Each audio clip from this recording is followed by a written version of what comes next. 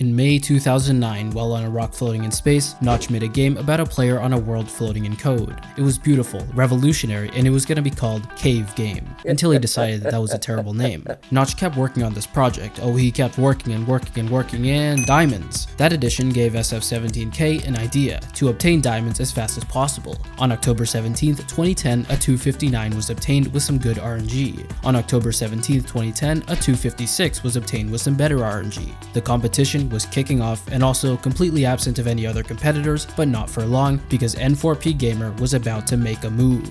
1 minute and 51 seconds. But hold up, did you catch that? The footage is sped up while the timer isn't. Quite an open and shut case of faking a run for clout, and that concludes Minecraft speedrunning's first cheating scandal. In late 2011, runners started getting more and more creative. Just look at Daniel out here entering the nether in 946, a true pioneer. How about Vianima making a wooden pickaxe in 2 minutes? Still not impressed? Well, just take a gander at DJS reaching bedrock in 2 minutes. Who cares, because that's the past and the future is now, because the day is November 18th, 2011, Minecraft was just officially released and the Ender Dragon was added. I wonder if this will have a major impact on speedrunning the game.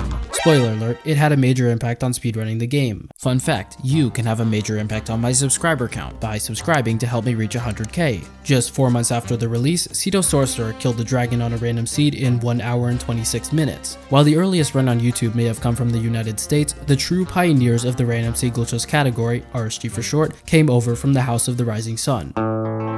The Land of the Rising Sun, aka Japan. Over there, things worked a bit differently. Do you see the option to play on the easy, normal, and hard difficulties? No, you don't, because you should be tunnel visioned on the only true game mode, Hardcore. Everyone from, to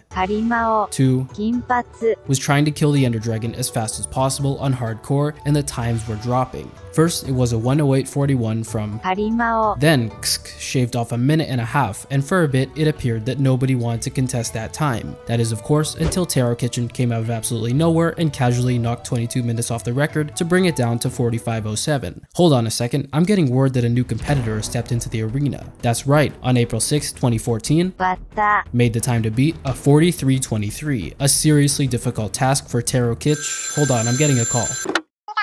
Oh, I see. Taro Kitchen beat it under a week later? To shreds, you say? Want to know how long Taro Kitchen's name was on the top of that leaderboard for after that day? 1,944 days, which is almost 5.5 years. Yeah.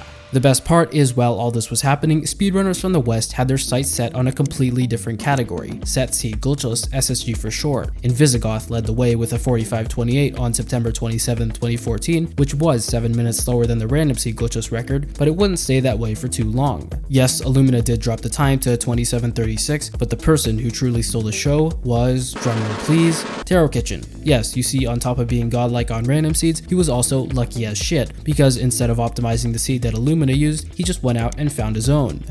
Fine. I'll do it myself. That's not all, because the seed he found absolutely revolutionized the category. By just loading into worlds and looking around, he managed to pull the 1 in 292,952 chance of the end portal having 8 eyes already in their frames. And on top of that, the stronghold chests provided 4 ender pearls and the structures were placed in quite convenient locations. The first run he submitted on this new seed absolutely put Illumina's run to shame, literally halving his time with a 14.18. Unlike his other records, however, this one didn't last for particularly long because word spread fast. Between March 10th and March 21st of 2015, the time to beat dropped from 13.18 to 9.37, with Thunderful having achieved that. Hey, hold on, can we improve the terrain on that seed while keeping the exact same structures? Said absolutely nobody except for the people that figured out how to do that and discovered a more optimized seed. Just like that, there was way more room for world record improvement, and the Sizzler got right to work. On August 9th, 2015, he got a 9.08. 6 days later, he broke the record by 16 seconds. 2 days after that, he shaved off another 31 seconds. Alright, here's some trivia. What do you think happened on the very day after the Sizzler's new world record of 8:21? Was it A, nothing, B, another marginal improvement, C, Taro Kitchen broke his record, or D, a run so perfect that it stood uncontested for 588 days following it? If you guess C, congratulations, but you're still wrong, because on August 18th, Sizzler dropped his record by 53 seconds to a 7:28. Honestly, his opening statement in the video kinda speaks for itself. Welcome to one one of the best runs there will ever be. With an absurd set C glitchless record and Tarot Kitchen still dominating the random C glitchless leaderboards, not too much happened over the next few years, so now seems like a good a time as any to take a quick nap. Wake up! Tarot Kitchen just got the first ever sub 30 and knocked the time down to 26:45 a few months after. I wonder how close the competition is. Oh, well, good night. Okay, this is not a drill. After a year and a half of no new SSG records, Sizzler just beat his time by 1 second and then the day after dropped it by another 16. I wonder how long this one will stay on top for. 753 days. That's right, with optimized movement, endless grinding, and most importantly, a new significantly better seed being discovered, Sizzler was finally dethroned by Illumina on April 19, 2019. 4 days later, a tiny little Minecraft update was released, also known as version 1.14, but I'll get to that in a bit. Alright, let's check in on Tarot Kitchen's record. Ah yes, still on top, and oh look at that, it's been nearly 1,000 days since it happened. Surely nothing will get in the way of this massive milestone. This just in, Lied got in the way of that massive milestone with a 77-second improvement after 985 days of no one else being able to do that. Unsatisfied with one world record, Lied got another world record 3.5 months later, and get this, he utilized a tower to get more Enderman spawns. Towers require death resetting, and since you can't exactly die on hardcore mode, this development marked the end of the hardcore era. At the same time, the set C glitchless record was inching closer and closer to 5 minutes, and it was anyone's guess who would be the one to do it, and Illumina got a 4:56. In classic Illumina fashion, he also broke the random C glitchless record 3 days later with a 23:53. Hey, remember version 1.14? Well, nobody gave a shit about it, yet. You see, Illumina, along with everyone else, primarily played RSG runs in version 1.7, but as it turns out, 1.14 villager trading strats, where acacia villages are blown up for their wood, crafted into sticks, and traded for emeralds, which are traded for pearls, could yield a faster time. It would truly be impossible to rank a 1.7 tower strats run against a 1.14 trading strats run, so the leaderboard mods needed to make a decisive choice. There were 2 versions in the arena, but only one could live on. It was truly gonna be a battle for the ages, and 1.7 just landed a clean right hook. Oh, it doesn't seem like 1.14's getting up. And just like that, 1.14 was banished to the Shadow Realm, never to be speedrun again. Oh, they split the leaderboards into pre 1.9 and 1.9 plus? That also works, I guess. As you would expect, this change gave more incentive to grind 1.14, so some new faces started appearing. One of them was a random Minecraft Twitch streamer named Real Benix, and the other one, needs no introduction. On March 24th, less than 2 months after the split, Dream got the first ever sub 30 in 1.14 random C glitchless, but a month later, Real Benix and Illumina did something so unfathomably absurd that I can say with confidence that it will never happen again. On May 5th, 2020, both of them were streaming runs and they loaded into different worlds 10 seconds apart. They completed these runs within 3 seconds of each other, and get this, the final times were both over 2 minutes faster than Dream's now former record. If you want to learn more about this, check out my video about it, but anyways, Illumina managed to finish his run ever so slightly faster than Benix, that is, until hardware differences were accounted for. You see, Benix spent 15 seconds waiting for dimensions to load, while Illumina only spent 6, meaning that the actual times of the runs looked like this. At around the same time, somebody named Matthew Bolin released a video titled First One Cycle. It appears that he was able to kill the Ender Dragon on its first perch at the center fountain in version 1.14. Nope, can't possibly see how that could be useful. Hey, remember when I said that 1.14 trading strats could yield a faster time than 1.7? Well, on May 29th, they yielded a faster time than 1.7, with Benix acquiring a 22:18. While that was a 2-minute improvement over the former world record, the green man lurked in the shadows ready to pounce at a moment's notice. So yeah, Dream got a 22:03, no big deal, right? Except for the fact that this run is an absolute anomaly for multiple reasons. It was played on version 1.15, and it utilized a looting 3 book from a desert temple, which meant that Endermen were killed in order to acquire pearls. How in the hell was Dream able to pull this off? Is he super lucky? Yes. Was the run fake? Nah, Dream would never fake a run. Anyways, while the 1.14 random C glitchless craze was happening, there was not a lot of leaderboard movement in other categories. Illumina's 1.7 RSG record stood strong, but the same can't be said about the SSG one, since Sizzler came back and did Sizzler things. The 1.9 plus set C glitchless record had long since dropped below its pre 1.9 counterpart, and in June of 2020, more and more people started putting in runs. Soon enough, the time to beat was fast approaching 3 minutes, but soon after, world record progress started to slow. Perhaps runners were just hitting a wall, but more likely it had something to do with the update that changed Minecraft speedrunning forever, aka the Nether update. But first, a word from our sponsor. Oh, there's no sponsor? Ah shit. Anyways, here is a Google Trends graph for the term Minecraft speedrunning. Hold on, 1 second, wait for it, there we go. This spike directly coincides with the release of version 1.16. Not only did it introduce a completely new way of obtaining ender pearls, forcing a third category split, but it pushed Minecraft speedrunning into the mainstream. During the first month and a half of its existence, the 1.16 random seed glitchless category had 3 different records, each of those videos getting hundreds of thousands of views, but it would be the more nefarious speedruns which stole the spotlight. On July 9th, Zyphon posted a video exposing a player by the name of Drem for blatantly faking a record, and that video absolutely exploded into the stratosphere. It also sent a message to any troublemakers out there. If you were gonna fake a Minecraft speedrun, you weren't gonna get away with it. Hold on, I'm being told that I read the wrong line. 1 second. Alright, here we go. If you were gonna fake a Minecraft speedrun, you were gonna get an absolute shit ton of clout. And so the clout chasers arrived in droves. They were belligerent and numerous. There was no end in sight, but at least the runs were blatantly fake, so there was no chance that one of them could slip through the cracks, until one of them slipped through the cracks. On August 29th, Odiz got a 1.16 RSG time of 18:59, which was a world record, and on the surface, everything seemed ordinary enough for the time to get verified on the leaderboards. When analyzed further, however, it was found that the original uncut footage of the run was deleted, and on top of that, one of Odiz's friends had faked a record, so the time was promptly removed from the leaderboards. As of today, this run sits in limbo since only one person truly knows if it's real. A month later, the complete opposite thing happened. Corbanos, the world record holder for 1.14 RSG, achieved a monumental time in 1.16, getting a 14:56 that beat the former record by over 2.5 minutes. There, however, was a discrepancy that was discovered by none other than Dream. He reported it to the mods, they investigated it, and while Corbanos was streaming, one of the mods went into his chat and told him this. The mods just told me I faked it.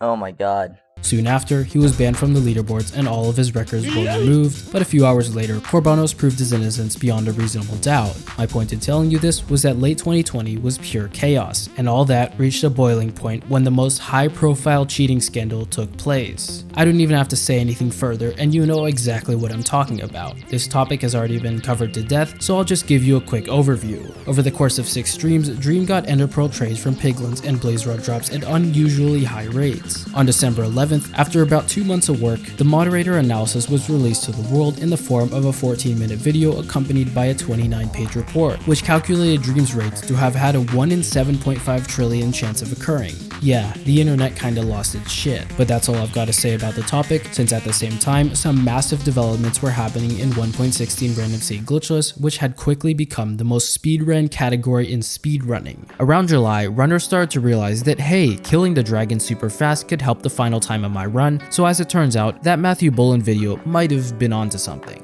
On November 3rd, 2020, Curryway beat Corbanos' record, but he utilized a Bastion to trade with Piglins. Due to the increased amount of trades that could be completed in a short time, Bastions could provide ender pearls, fire resistance, string to make beds, and enough obsidian to leave the nether through a new portal, also known as blind traveling. Up until that point, runners would just mine nether gold ore and find stray Piglins, which is about as consistent as my sleep schedule, so Bastion strats were a massive game changer. Curryway's record stood for about 3 months, but when it was broken by Rainex on January 30th, 2021, the dominoes started falling. Not just in 1.16 RSG, I'm talking about how over the course of February, the shortest month in the year, every single any percent glitchless category, with the exception of 1.9 to 1.15 set seed, saw a new world record. Galactic Afro managed to drop the pre-1.9 SSG time to 3:53. The RSG counterpart saw C-Skull finally beating Illumina's 23:53 with a 23:04, then he got a 22:48 2 weeks later. In 1.9 to 1.15, with the growing popularity of ocean strats, which is where gold and emeralds are acquired from shipwrecks and monuments, Johans ended January by getting a 19:17. At the end of February, Doi Pingu shaved over 2 minutes off that time, achieving a 17:13. 1.16 SSG saw the emergence of a new seed which allowed for faster times, so the record traded hands a lot, but the category that truly stole the show was 1.16 random seed glitchless. On the 15th, Xylonox tied Rainex's world record, and a week later, Illumina was able to get a 13:53.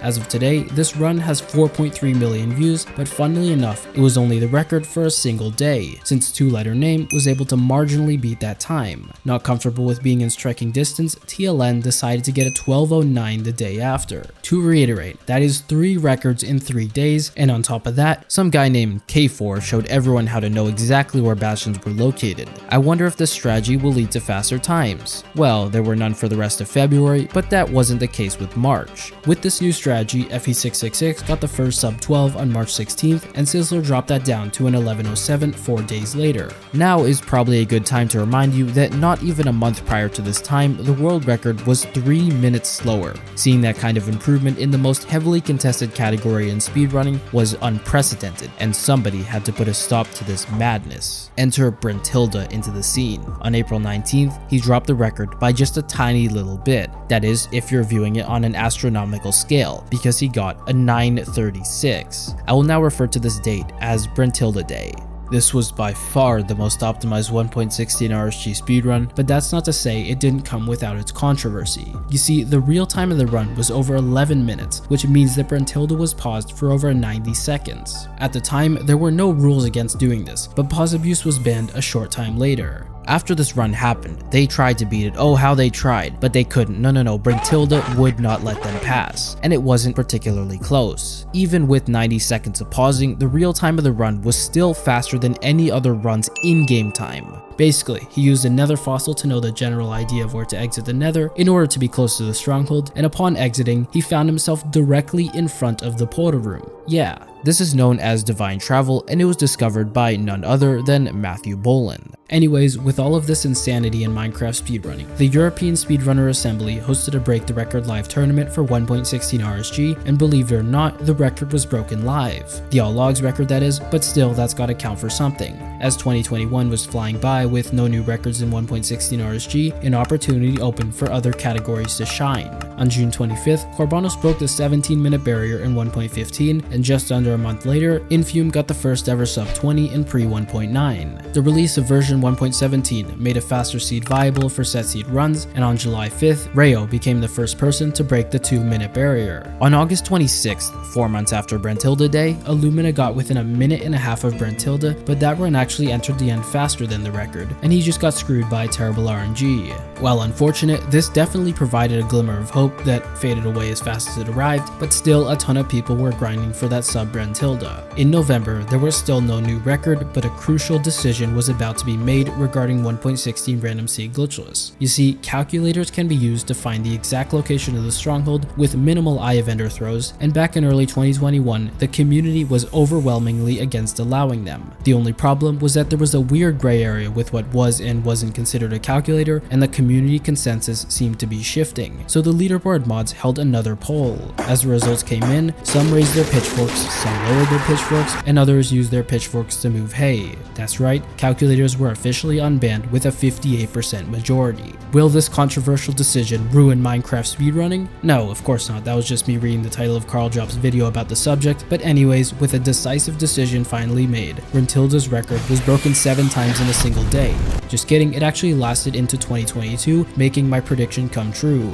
Surely, with calculators unbanned, the record had to be beaten soon, right? So many people were entering the end ahead of world record pace only to have their hopes and dreams crushed due to bad RNG. Eventually, however, on January 22nd, 2022, one runner was able to rise above the rest. That's right, 279 days after Brent Tilda Day, Cube 1337X got a 908 with a calculator that enabled him to exit the nether directly into the stronghold. While some other records in this video might have lasted longer, none were even remotely as contested as this one. In my humble opinion though, the most impressive part of Cube's run comes from the fact that Brent Tilda literally predicted that it would happen. Anyways, with such a great start to the new year for 1.16 RSG, would any other categories live up to that? Well, the day before Cube's run, Lucid G got the first ever sub 3 in pre 1.9 SSG on a relatively new seed. Over the first few months of the year, 1.9 to 1.15 runners were getting painstakingly close to breaking the 16-minute barrier, and it got to the point where there were well over 10 runs with times between 16 and 16:30. Understandably, there was a lot of frustration with the inability to have a final time starting with 15,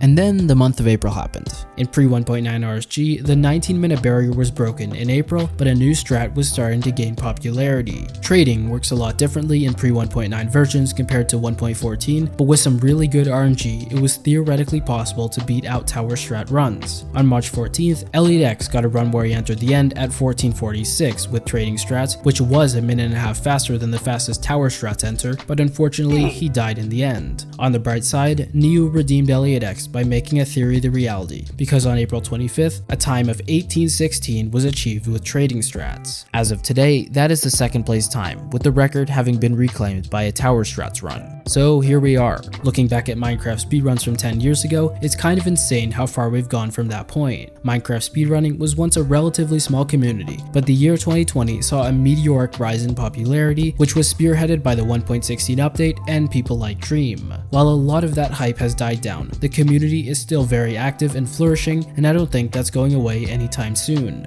Anyways, that about does it for the entire history of Minecraft speedrunning, I guess. Feel free to subscribe to my channel, and here are some good videos.